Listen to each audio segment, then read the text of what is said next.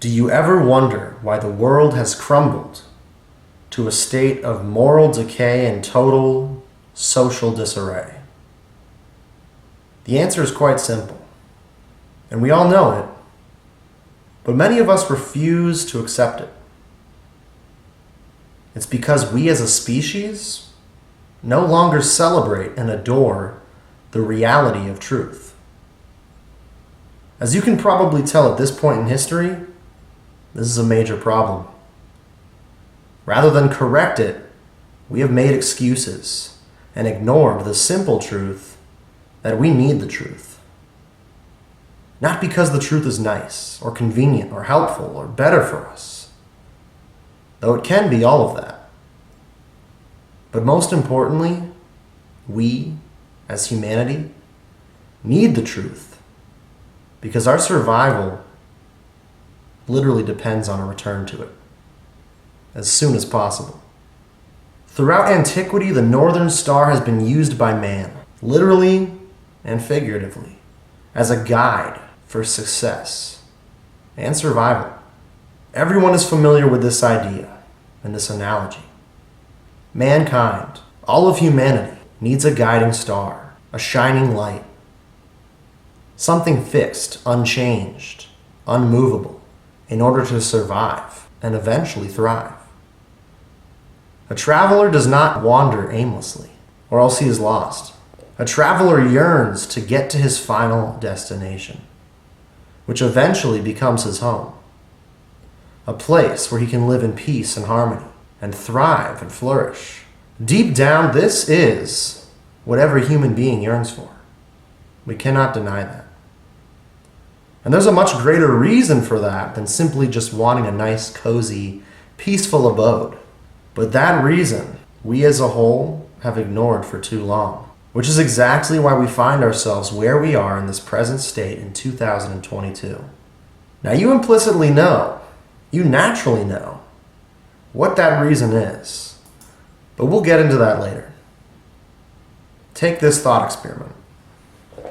Imagine that a group of you and your friends and family went traveling, and instead of using the North Star, everyone chose their own favorite star, after which they sought to run it. What would happen to your group? At best, you'd find yourself in a state of total chaos, total anarchy. At worst, you would eventually die. Put yourself in that situation. Seriously. Would you accept that course of action? Every man for themselves? No, of course not. That's not acceptable. That's not a course of action. That's not a plan. It would be illogical to operate based on emotional preference. Ooh, I like that star. Ooh, that star over there, that one really speaks to me. Oh, I identify with that star. That one and I have a real connection, you know. No, there's no rationale to that. Yet this is the current state of our world. Live and let live. Why do we allow this behavior to persist on a global level? Why are we okay with that? We shouldn't be okay with that. And deep down, we're not. Today, our society at large, rather illogically, honestly, has decided not to follow this figurative North Star, which we know as the truth, absolute truth. Rather, society at large says each of you go your own way, right? Believe that your own decision and your decision and your decision is right. You get to be right. You get to be right. You get to be right. You, the furry over there with the tail and you get to be right. No, not everybody gets to be right. And we have to finally say no to this. Consequently, the vast majority of us are no longer honorable travelers, right? We're no longer the one who follows the North Star like a wise traveler would. Instead, we are hedonistic nomads, solely existing to wander aimlessly throughout life from one stagnant pool of self-indulgence to the next. We don't care about others. We don't care about the rest of society. Even if all hell is breaking loose, and honestly, we're about at that point. Even at that point, the vast majority of us don't care. We're only concerned about ourselves. Or are we? Are we really concerned about ourselves? Because how can you be concerned about yourself? How can any of us be concerned about ourselves when 95% of us don't even know ourselves? And if we don't know ourselves, can we even care about ourselves? Or do we only care about how we feel?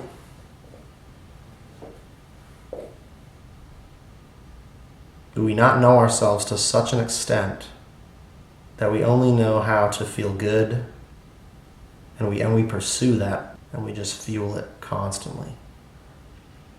So it's not a knowing of self, it's just a endless pursuit of hedonistic pleasure that will never fulfill. That's pretty depressing. But that's the major factor of our current crisis, right? And we can ignore it, but we know it deep down. And what's even crazier is that now at this point in 2022, you've got Gen Z, you got millennials, you got the generation before that, you got boomers, right? I would say that in a very significant and vast and predominant way, that major issue spans across generations. In other words, we have multi-generational integrity identity disorder. We are witnessing a peak in the de-evolution, the devolution of humanity on a global scale. Far worse than anything in history. Solely because we as a human race have rejected the truth. It really just boils down to this single fact, which is essential to life itself. Now, what we need now more than ever is a mass epiphany. We need a mass epiphany to combat and correct the mass psychosis, which has, like a dark veil, been effectively drawn over the eyes of the global masses. This mass epiphany has been largely referred to as a great awakening or a large-scale red pilling of society. These phrases all mean the same thing, and they're all equally true. But to put it simply, because why not, we might as well boil it down, we need to return to the anchor, the firm foundation of absolute truth before it's too late. Millennials, Gen Zers, I'm speaking primarily to you. The future generations, our children, our future children need us to be bold and courageous now, not tomorrow, today. If not us and not now, we will never again have a chance to save our future and the future of our little ones. I'm not exaggerating. Things are moving exponentially fast. Time is truly of the essence. And our current predicament is that drastically important. So put down the remote, shut off Netflix, put down your phone, shut off your social media apps that do literally and absolutely nothing for you. Put down the Little Debbies or whatever culturally appropriating snack of choice you're addicted to. Put down whatever pleasure you're addicted to and get to work. Educate yourself. Think for yourself. Learn to think for yourself. Seek truth and want to seek truth. That is the beginning of the solution. If the solution is truth, the beginning of it is for you to pursue it, you to want it, for all of us to want it. And I'm speaking to myself just as much as I'm speaking to you. The reason I'm feeling convicted to do this is because I've been red-pilled. I have woken up to the madness of our current state of affairs, our current global state of affairs. And it's easy for a lot of people to want to reject it, to ignore it, to honestly, lukewarmly and complacently do nothing. and convince themselves that things are okay, but they're not, right? It's like that meme of that dog in the house that's burning when he's like, it's okay. Oh yeah, it's fine. Everything's fine. It's not. That meme has been perfect for so long. It'll go down as a classic meme. Okay, but listen, this hill is worth dying on. It really is. You don't have another choice. You don't have another hill. You are the true revolutionaries. Okay? You are the soldiers of truth. And only you and I can stand up against the ensuing global tyranny which seeks to control and eventually destroy us. So what are you waiting for? Let's get to work. Now, before I end this video, I want to give one last analogy, one last story to leave you on. And when you listen and you realize that it's what story I'm talking about, it's not a coincidence that I decided to make this video this week, and that the subject matter that I was inspired to write came to me. A little more than 2,000 years ago, the world was as hopeless as it is today. Evil and tyranny were rampant. And like today, it seemed as if mankind had forgotten about the beauty and the dignity of the human person. In the middle of the desert, 3 pagan nomads, like we spoke of before, seemingly wandered. They were philosophers, wise intellectuals of their time, in search of truth. It was during this journey that they experienced a life-changing epiphany, an infusion of divine knowledge which sent them via a bright shining star, unwavering and directly toward the humble stable where lay the truth incarnate.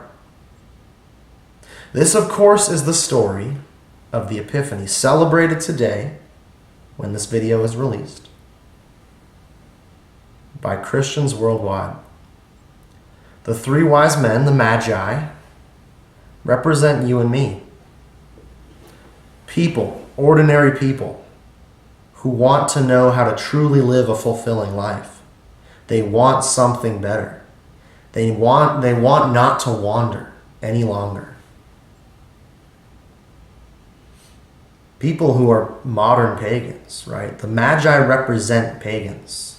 These people were not Christians, they were not believers, they were not Jews at the time. They did not yet believe in Jesus Christ. But very soon, they would meet him face to face, and their lives would be changed forever. Deep down, something within them faintly cried out for something greater. Something more joyous, more exciting, more fulfilling than anything that they'd ever experienced, and something more fulfilling than you or I or them could ever describe with our limited human lexicon. You know this to be true. You know deep down there is this desire, and you can't explain it, but it's there, and it lingers. And we try to fill it up with many things. That is a desire for Jesus Christ. Plain and simple. Whether you admit it to yourself or not, that is what the desire is. It's for truth. And Christ is the way, the truth, and the life.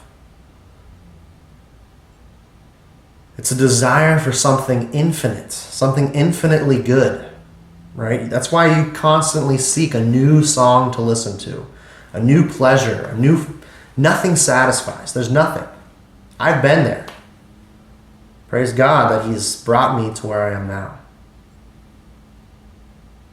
The Magi also represent Christians, okay? People who claim to be Christian, people who are living a Christ-centered life.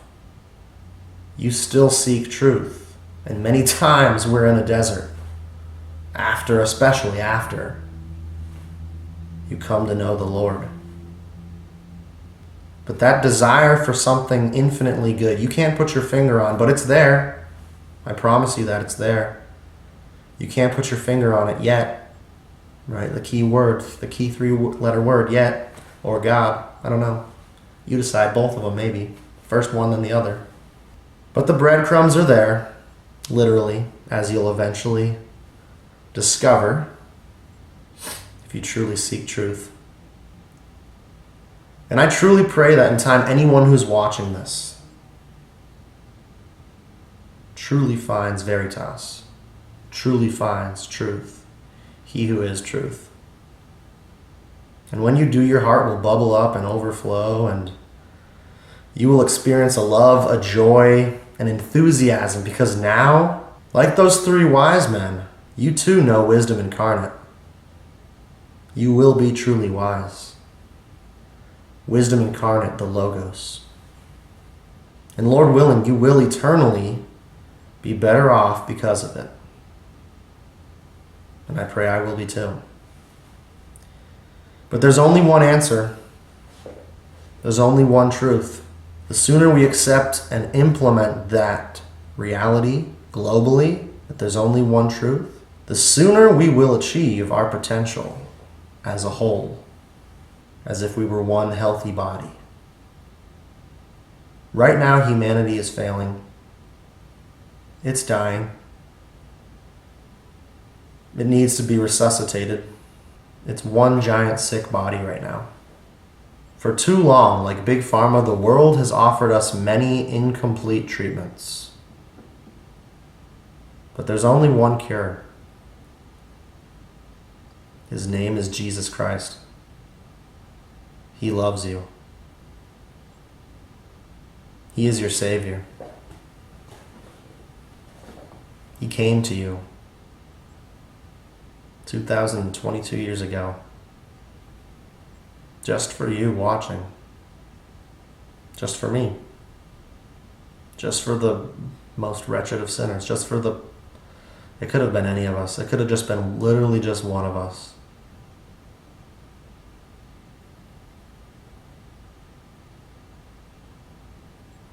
Which is pretty crazy to think about. But love doesn't abandon. It can't. Abandonment wouldn't be love. If you feel abandoned, many of us have been in today's day and age. The cure is Christ. It is He who you are waiting for. Go to Him. He is Veritas. God bless you all.